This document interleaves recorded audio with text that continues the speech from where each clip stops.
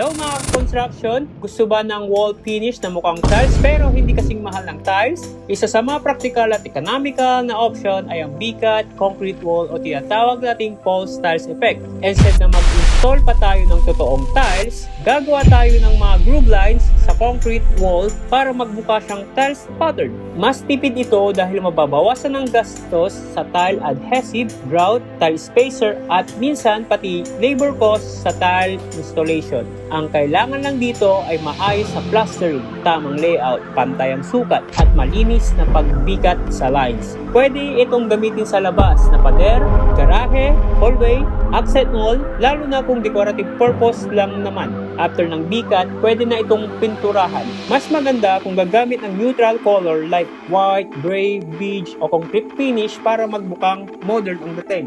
Reminder lang ha, mga ka-construction, hindi ibig sabihin mura ay bara-bara. Dapat ang lines ay straight, pantay ang spacing at pulido ang finishing.